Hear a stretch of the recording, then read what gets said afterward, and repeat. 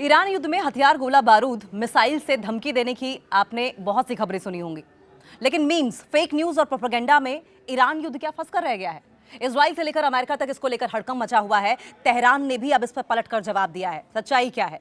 Iran, America, Israel के बीच चल रहे युद्ध में वार सिर्फ हथियारों से नहीं हो रहे हैं, यह युद्ध डिजिटल दुनिया में भी फैल गया है और इसका एग्जाम्पल हाल ही में देखा गया।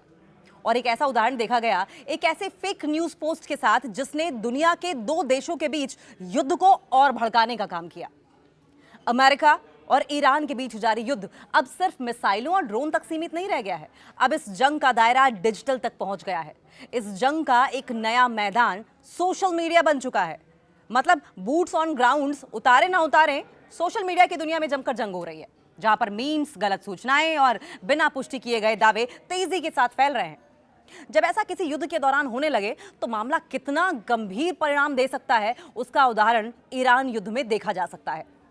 कई बार ऐसी खबरें इतनी तेजी के साथ वायरल हो जाती हैं कि वे सरकारों और बड़े नेताओं तक भी पहुंच जाती हैं। और हाल ही में एक ऐसा ही मामला सामने आया जिसमें ईरान के परमाणु कार्यक्रम को लेकर किया गया एक अपुष्ट दावा, एक ऐसा दावा जो कंफर्म नहीं था, कुछ ही घंटों के अंदर अंदर सोशल मीडिया से निकलकर इजराइल और अमेरिका के राजनीतिक गलियारों तक पहुंच गया। हालात ये हो गए कि दोनों देश तनाव में आ गए और ईरान को तो सफाई देनी पड़ गई।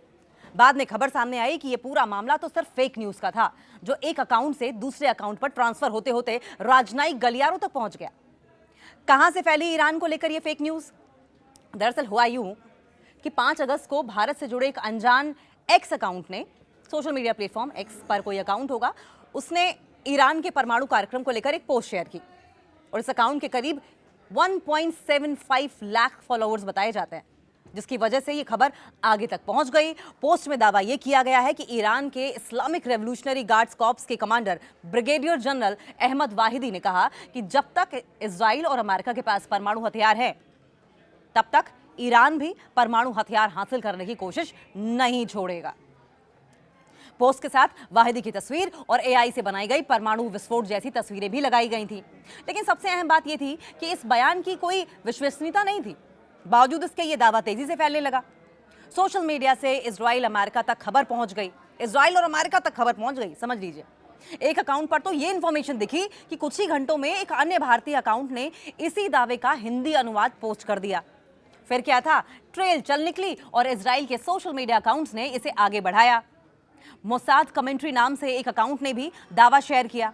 हालांकि इस अकाउंट का नाम इजराइल की खुफिया एजेंसी मोसाद जैसा है, लेकिन इसके साथ किसी आधिकारिक संबंध की कोई पुष्टि नहीं है। वो बात अलग है कि इसके कुछ ही समय बाद इजराइल के चैनल 14 ने कथित बयान को प्रसारित कर दिया और इसे ईरान की ओर से परमाणु बम बनाने के खुले कबूलनामे की तरह पेश किया गया।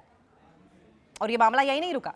इजराइल के प्रधानमंत्री बेंजामिन नेतन्याहू ने भी अपने एक भाषण में इस दावे का जिक्र किया।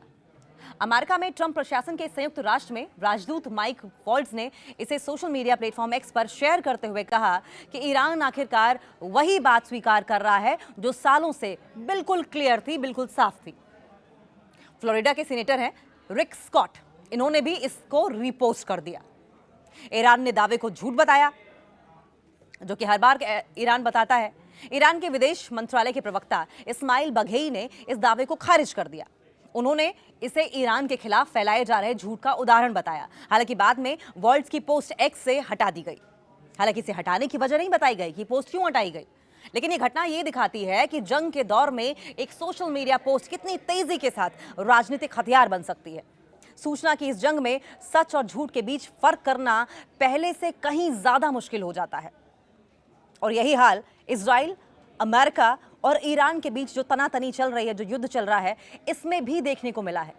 एक छोटी सी इंफॉर्मेशन किस तरीके से चिंगारी की तरह फैलती है, आग पकड़ती है और सुपर पावर कंट्रीज को आपस में आमने सामने लाकर खड़ा कर देती है, युद्ध के मुहाने पर लाकर खड़ा कर देती है। ये अपने आप स्पष्ट आपको समझ आया होगा।